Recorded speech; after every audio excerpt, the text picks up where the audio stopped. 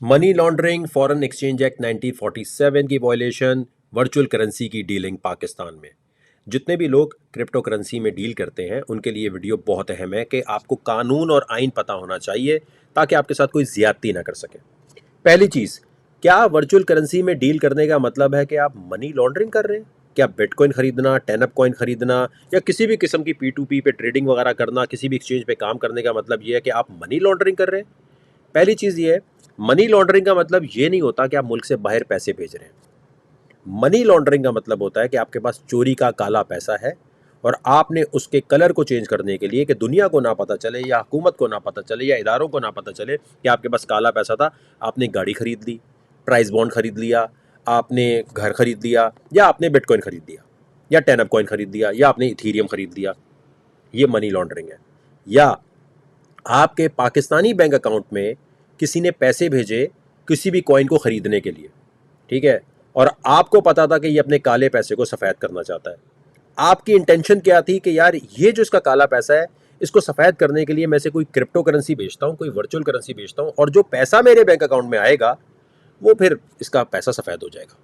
Clear हो गई चीज़? यानी अगर आपका पाकिस्तानी बैंक अकाउंट इस मकसद के लिए इस्तेमाल किया गया है कि आपने कोई भी वर्चुअल करेंसी बेची किसी ऐसे बंदे को जिसका काला पैसा था, उसने आपके पाकिस्तानी बैंक अकाउंट में पैसे भेजे, तो आप फैसिलिटेटर बन गए मनी लॉन्ड्रिंग में। तो ये कहना कि पाकिस्तानी बैंक अकाउंट में जो पैसा आ रहा है ना, यार मैं तो पाकिस्तान में पैसा लेकर आया हूं, मैं चाहे काला पैसा लाऊं सफ़ेद पैसा लाऊं, मैं तो कोई ऐसी हरकत नहीं की, नहीं, गलत बात है। आपको पता होना चाहिए कि जिसको आप क्रिप्टो करेंसी बेच रहे हैं, गाड़ी बेच रहे हैं, बंगला बेच रहे हैं, वो बंदा कहीं कोई अपना काला पैसा तो सफ़ेद नहीं करना चाह रहा। ये जांच पड़ताल करना आपका काम है। तो पाकिस्तानी बैंक अकाउंट में अगर पैसा आ रहा है तो इसका मतलब ये नहीं है कि वो मनी लॉन्ड्रिंग नहीं हो सकती। क्लियर हो गई चीज़? अब दूसरी चीज़ क्या है, अगर आपका हक हलाल का पैसा है, डिक्लेयर्ड पैसा है, और आप उससे बिटकॉइन खरीदते हैं और पैसा पाकिस्तान के अंदर ही रहता है, तो ये क्राइम नहीं है। वर्चुअल करेंसी में अगर आप डील करते हैं, आप किसी भी किस्म की वर्चुअल करेंसी को अपने खरीद कर पाकिस्तान में रखते हैं, जैसे इसी तरह जैसे आप गोल्ड रखते हैं। सोना खरीदा घर में रख लिया आपने, चांदी खरीदी घर में रख ली, आपने बिटकॉइन खरीदा, टेनअप खरीदा, कोई भी कॉइन लिया, आपने रखा हुआ पाकिस्तान में है और पाकिस्तान की डोमेन में है, पाकिस्तान के आईपी एड्रेस पे चल रहा है, पाकिस्तान की जुरिस्डिक्शन में पड़ा है, साइबर स्पेस पे पड़ा है, बस ठीक है। ये क्राइम नहीं है, ये मनी लॉन्ड्रिंग नहीं होती। Money laundering is a second stage crime. गौर से समझिएगा, पहला क्राइम क्या है कि पहले काला पैसा होना चाहिए या काला पैसा होने वालों के लिए आप अपना पाकिस्तानी बैंक अकाउंट यूज कर रहे हो। ठीक हो गया? अगर आपका डिक्लेयर्ड पैसा है, हलाल का पैसा है, और जिसको आप क्रिप्टो करेंसी बेच रहे हैं उसका पैसा डिक्लेयर्ड है, हलाल है, सब कुछ सही है, कोई मसला नहीं है, ये मनी लॉन्ड्रिंग नहीं है। क्लियर हो गया? क्योंकि ज्यादातर ये कहा जाता है वर्चुअल करेंसी में अगर आप डील कर रहे हैं तो आप मनी लॉन्ड्रिंग कर रहे हैं। आपके पास काला पैसा होना चाहिए। मनी लॉन्ड्रिंग जब होगी जब काले पैसे को सफेद करने के लिए बिटकॉइन या क्रिप्टो करेंसी आप खरीदते हैं। ठीक हो गया? अब आपका हलाल का पैसा है या आप जिसको भी क्रिप्टो करेंसी बेच रहे हैं कोई, और वो पैसा पाकिस्तानी बैंक अकाउंट में आ रहा है और आप उसे एफबीआर में डिक्लेयर कर रहे हैं, तो कोई मसला नहीं है। पैसा इनकम छुपाना क्राइम होता है, और अगर आप एफबीआर में डिक्लेयर नहीं कर रहे तो वो क्राइम हो सकता है कि हाँ यार आपके पास इनकम आई थी, आपने शो नहीं की, डिक्लेयर करो। डिक्लेयर कर भाई, अगर आपका काला पैसा नहीं है तो एफबीआर में डिक्लेयर करो।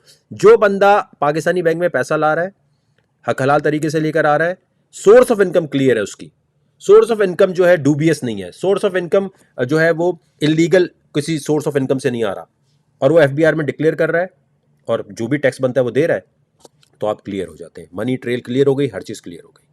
ये तो हो गया मनी लॉन्ड्रिंग। और इसको चेक करने के लिए गूगल करें, ये एक पाकिस्तान का कानून है, आमला जिसे कहते हैं, 2010 का, इसमें अमेंडमेंट भी हुई है बार बार, और ये बेसिकली बनाया गया था कि जो टेरर फाइनेंसिंग होती है, काले पैसे को सफ़ेद क्यों करते हैं, ताकि टेरर फाइनेंसिंग हो सके, तो ज़्यादातर ये उसके लिए यूज़ होता था। तो क्रिप्टो करेंसी खरीदने का मतलब मनी लॉन्ड्रिंग नहीं होता, ये बात क्लियर हो गई। दूसरी चीज़ आती है जी फॉरेन एक्सचेंज एक्ट 1947। ये कानून आसान लफ्ज़ों में अगर देखा जाए तो इसका मतलब ये है कि आपने पैसे निकाले अपने पाकिस्तानी बैंक से, अनऑथराइज्ड किसी ब्रोकर से आपने डॉलर या किसी भी करेंसी में कन्वर्ट किए पैसे, ये क्राइम हो गया। या फिर आपने हवाला हुंडी करके पैसा बाहर भेजा, ये क्राइम हो गया। पाकिस्तान से पैसा बाहर भेजने के लिए टेनअप कॉइन यूज करें, बिटकॉइन यूज करें, हवाला हुंडी यूज करें, ये क्राइम है। बैंकिंग चैनल के बगैर पैसा बाहर भेजना क्राइम है। आपने पाकिस्तानी बैंक से पैसे निकालकर अनऑथराइज डीलर से डॉलर या कोई ऐसी करेंसी जो रिकग्नाइज्ड है पाकिस्तान में वो आपने ली, लेकिन ऐसे बंदे से जो स्टेट बैंक से रजिस्टर्ड नहीं है, वो फॉरेन एक्सचेंज एक्ट 1947 की वॉयलेशन हो गई। अब अगर आप बिटकॉइन खरीदते हैं, क्रिप्टो करेंसी खरीदते हैं, क्योंकि उसकी डेफिनेशन पार्लियामेंट ने नहीं डिसाइड की ये करेंसी है, एसिड है, या ये जो है किस डोमेन में आता है, तो ये फॉरेन एक्सचेंज एक्ट की खिलाफ वर्जी नहीं होगी किसी भी सूरत में। किसी भी वकील से पूछ लें, किसी भी कोर्ट ऑफ लॉ से पूछ लीजिए, ये क्रिप्टो करेंसी खरीदना फॉरेन एक्सचेंज एक्ट 1947 की वॉयलेशन नहीं होती। ये बात क्लियर हो गई। ये लागू होता है मनी एक्सचेंजर्स पे, या जो लोग अनऑथराइज तरीके से डॉलर में पैसे कन्वर्ट कर रहे हैं, किसी और करेंसी में कन्वर्ट कर रहे हैं, या मुल्क से बाहर पैसा हवाला हुंडी कर रहे हैं। आपने बिटकॉइन खरीदा, हक हलाल का पैसा है, डिक्लेयर्ड पैसा है, आपने बोला ये मेरा वॉलेट है भाईजान, ये मैंने इससे खरीदा है और ये मैंने अपने डिक्लेयर्ड पैसे से खरीदा है। आप सोना खरीदें, क्रिप्टो करेंसी खरीदें, कैसे इलीगल होगा? वो कौन से कानून के तहत होगा? क्लियर हो गई चीज? तो ये दो कानून क्लियर हो गए। इसके बाद आता जी 2018 का एक नोटिफिकेशन जारी हुआ था जिसमें कहा गया था कि प्रोहिबिट किया जाता है क्रिप्टो करेंसी की किसी भी किस्म की डीलिंग में। कोई भी क्रिप्टो करेंसी की डीलिंग करता है तो फाइनेंशियल मॉनिटरिंग यूनिट उसको रिपोर्ट करेगा और ऐसे लोगों के खिलाफ FIA साइबर क्राइम कार्रवाई करेगा। ये 2018 में जब आया तो उस वक्त जो है मैंने कहा कि यार ये तो पाकिस्तान में क्रिप्टो करेंसी की इंडस्ट्री भी तबाह हो जाएगी। सिर्फ ट्रेडिंग नहीं, पाकिस्तान में जो क्रिप्टो करेंसी की जॉब्स आनी है वो प्रॉब्लम में आएंगी, क्योंकि भाई जब क्रिप्टो करेंसी इलीगल है तो क्रिप्टो करेंसी के लिए जो एडमिन है, डोमेन है, जो क्रिप्टो करेंसी की कोडिंग करने वाले लोग हैं वो भी नहीं कर सकेंगे। कैसे करेंगे काम? वो उनको जॉब्स नहीं मिलेंगी। भाई एक चीज़ बैन है तो कैसे उसमें आप काम कर सकते हैं? ठीक हो गया। इसी के लिए मैंने एक पिटिशन के लिए पहले बहुत सारे वकीलों से बात की 2019 में। 2018 से लेकर 2019 तक कोई मुझे वकील नहीं मिला, क्योंकि सबने कहा हमें क्रिप्टो करेंसी का अंदाज़ा नहीं है तो हम कानून और आइन के मुताबिक कैसे इसको करेंगे। तो मैंने फिर खुद इसकी एक पिटिशन तैयार करवाई और इन पर्सन जाके खड़ा हो गया। और इन पर्सन खड़ा होने का मकसद था कि पाकिस्तान में क्रिप्टो करेंसी की जॉब्स जो आनी है वो ना रुके। ब्लॉकचेन के लिए जो काम होना है, अब लोग से समझते हैं शायद ब्लॉकचेन तो ज़रूरी है, क्रिप्टो करेंसी ज़रूरी नहीं है। बिल्कुल गलत, बेबुनियाद बात है। ब्लॉकचेन गाड़ी है, क्रिप्टो करेंसी में पेट्रोल है। कोई कहता है नहीं जी हम प्राइवेट अपने घर की ब्लॉकचेन बना लें, तो वो पब्लिक ब्लॉकचेन नहीं हुई ना, इथीरियम की ब्लॉकचेन नहीं हुई, सोलाना की नहीं हुई। तो ये पूरी इंडस्ट्री को तबाह करने वाला एक नोटिफिकेशन था जिसके लिए मैं कोर्ट में गया। मैंने कहा जी क्रिप्टो करेंसी का ये जो नोटिफिकेशन निकाला है इसकी क्लेरिफिकेशन दे दी जाए, किस कानून, किस सेक्शन ऑफ लॉ के तहत इसके ऊपर प्रोहिबिट किया जा रहा है। और फाइनेंशियल मॉनिटरिंग यूनिट को ये कहा जा रहा है कि भाई जिसके पास भी क्रिप्टो की डीलिंग हो बात करें। केस चलता रहा, सुबह 8 बजे जाता था मैं, और मैं ऑनरेबल कोर्ट का बहुत शुक्रिया अदा करूंगा कि उन्होंने इन पर्सन हम जैसे लोगों को सुनने के लिए टाइम निकाला। और दूसरी तरफ 4-5 वकील होते थे। फाइनल एक क्लेरिफिकेशन जी आई जब जज साहब ने बोला, ऑनरेबल जस्टिस साहब ने बोला कि ये बताओ भाई कौन सा कानून यूज़ हुआ है। तो स्टेट बैंक ने क्लियरली ये बोला, ये देखिए सामने लिखा हुआ है कि हमने कभी भी, state bank of Pakistan has stated in open court that they had never declared crypto currency illegal. ठीक है भाईजान, स्टेट बैंक ने कभी भी इलीगल इसको करार नहीं दिया। इसका मतलब यही है कि जो नोटिफिकेशन 2018 का है ये, अगर कोई ये आपको कहता है कि जी स्टेट बैंक ने क्योंकि हमें मना किया हुआ है इसलिए हम आपको अरेस्ट कर रहे हैं, आप पे इंक्वायरी खोल रहे हैं, आपके ऊपर कोई भी कार्रवाई कर रहे हैं, तो आपने CP 7146 ऑफ 2019 का हवाला देना है कि अगर ये प्रोहिबिट किया हुआ है तो स्टेट बैंक को ओपन कोर्ट में कह देना चाहिए कि हमने इसको इलीगल डिक्लेयर किया है।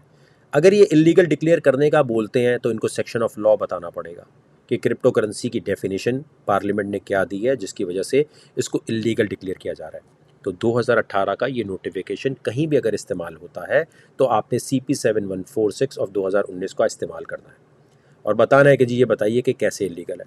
यही वजह है कि जब PTA को कहा गया कि जी आप क्रिप्टो करेंसी के सारे एक्सचेंज बैन कर दें, तो पाकिस्तान टेलीकम्युनिकेशन ने बड़ा ज़बरदस्त एक बयान दिया कि हम क्रिप्टो करेंसी को बैन नहीं कर सकते, हम इस पर कोई कंप्लीट बैन इम्पोज कर नहीं सकते ट्रांजैक्शंस के ऊपर किसी भी किस्म का। एक तो कानून कोई मौजूद नहीं है और कैसे करेंगे बैन। तो ये वो क्लियरिफिकेशंस हैं जो आपके जहन में होनी चाहिए। अगर आप हक हलाल तरीके से काम कर रहे हैं, किसी का काला पैसा सफ़ेद नहीं कर रहे, मुल्क से बाहर पैसा भेज नहीं रहे, तो क्रिप्टो करेंसी में आपके खिलाफ कार्रवाई, इंक्वायरी नहीं बनती। अब सवाल ये पैदा होता है, जितना भी काम मैंने ये किया है इसके बदले लगता तो ये था कि ये होगा कि यार वकार ज़का को कोई मेडल मिलेगा, या वकार ज़का ने एक इंडस्ट्री को बर्बाद होने से यहाँ बचाया और आज हर कोई फ्रीली क्रिप्टो करेंसी में काम कर रहा है। और जब तक मुल्क से बाहर पैसे नहीं भेज रहा, कोई मनी लॉन्ड्रिंग नहीं कर रहा, तो एक अच्छा सोर्स ऑफ इनकम है। ख़ास तौर पे जॉब्स के हवाले से मुख्तलिफ क्रिप्टो करेंसी की वेबसाइट्स को ऐसे लोग चाहिए होते हैं जो उन्हें एडमिन करें, ब्लॉकचेन की टेक्नोलॉजी पे काम करने वाले लोग चाहिए होते, तो ये जॉब अपॉर्चुनिटीज़ बहुत बड़ी हैं जो पाकिस्तान में आएंगी। क्रिप्टो करेंसी को बैन करने का मतलब ये होता कि एनएफटी की मार्केट, आर्टिस्ट की मार्केट ख़राब होती, ब्लॉकचेन की जो कोडिंग करने वाले लोग हैं उनके लिए भी प्रॉब्लम आती, और पाकिस्तान एक इंडस्ट्री से पीछे रह जाता। ये जो भी मैंने काम किया है या जो भी मैं वीडियो ये बना रहा हूँ और क्लेरिफिकेशन दे रहा हूँ, मैं आपको गारंटी से कह रहा हूँ कि मेरे पीछे कुछ ऐसी ताकतें लगी हुई हैं जो किसी वक्त भी मुझे मरवा देंगी। मेरी फैमिली के पीछे आ रहे हैं, मेरे पीछे आ रहे हैं, और जिस किस्म की थ्रेट्स मुझे मिली हैं कि ये जो क्रिप्टो करेंसी का तुमने केस किया है, ये जो कॉन्स्टिट्यूशन पिटिशन तुमने फाइल की है, और ये जो तुम जो भी कुछ कर रहे हो, इसकी वजह से तुम्हें लटकाया जाएगा, इबरत का निशान बनाया जाएगा तुम्हें। और ऐसा इबरत का निशान बनाया जाएगा कि आइंदा कभी कोई अगर टेक्नोलॉजी बैन कर रहा हो पाकिस्तान में तो कोई उठ ना सके उसके आगे। मेरी आपसे रिक्वेस्ट है कि अभी आप लोग शायद मुझे इतना वो ना समझें, और आपको लग रहा हो शायद इसके कोई अपने बिजनेस प्लान्स हैं, इस वजह से ये इस किस्म की बातें कर रहा है। आपको याद रखना चाहिए कि अगर मेरा कोई भी बिज़नेस प्लान होगा या होता तो मुझे पिटिशन फाइल करने की ज़रूरत नहीं थी। मैं दुबई से ये काम करता, आराम से अपना एक्सचेंज लॉन्च करता। मुझे कोई ज़रूरत नहीं थी ये बताने की कि पाकिस्तानी गवर्नमेंट इससे पैसे बना सकती है, और मैंने अशद कोशिश की कि जो एक्सचेंज पाकिस्तान में ऑपरेट हो उसके पैसे पाकिस्तानी गवर्नमेंट को मिले। लेकिन इस चीज़ की वजह से ही मेरे ऊपर बहुत कुछ हो रहा है। मैं भी नहीं कह सकता यहाँ वो सब कुछ कि कौन पीछे लगा हुआ है, किस लिए पीछे लगा हुआ है, और क्यों मुझे इतना डिफेम आगे जाके किया जाएगा कि आइंदा के लिए लोगों को लगे कि कभी कोई आवाज़ ना उठा सके किसी बैन के ख़िलाफ़। मेरी आप लोगों से रिक्वेस्ट ये है कि अगर मैं यहाँ वहाँ कहीं कर दिया जाऊँ या मेरे साथ कोई भी प्रॉब्लम हो, तो मेरे कुछ दोस्त हैं जिनके पास कुछ वीडियोस मैंने दे दी हैं, जब वो सामने आए तो आपने याद रखना है कि किसी सूरत में पाकिस्तान के किसी भी बैन के ख़िलाफ़ पीछे नहीं हटना आपने। पाकिस्तान को टेक्नोलॉजी में हमेशा पीछे करने की कोशिश की जाती है, चाहे स्पेस पावर बनने की बात हो। आपको शायद स्टोरी पता ना हो, पाकिस्तान को स्पेस पावर बनने की जब बात एक ज़माने में हुई थी तो पाकिस्तान इंडिया से आगे था। आपको पता है वो टीम कहाँ गई? आज तक नज़र आए हैं वो लोग जो पाकिस्तान को स्पेस पावर बनाने की तरफ लेके जा रहे थे? वो नज़र भी नहीं आते। जब भी पाकिस्तान में पैसा लाने की बात होती है और कोई भी बंदा पाकिस्तान में अगर ज़्यादा पैसे पाकिस्तानी बैंकिंग चैनल के थ्रू लेकर आ रहा होता है, उसको इतना इबरत का निशान बनाया जाता है कि आइंदा कभी कोई ये सोचे नहीं कि पाकिस्तान में रेवेन्यू लाए। हर स्टार्टअप, हर कोई ये चाहता है कि दुबई में पैसे लें, सिंगापुर में पैसे लें, पाकिस्तान में पैसा ना लाएं। तो ये तमाम चीज़ें बताने का मतलब ये है, आइन और कानून की इज्जत करते हुए अपने हक से, अपने हक के लिए लड़ना सीखें। इधर उधर चीखो पुकार करना अच्छा नहीं होता। कानून और आइन को समझें, इज्जत करें इसकी, और सही तरह इसको लेके चलेंगे तो शायद पाकिस्तान में आप अपने हक के लिए लड़ सकें।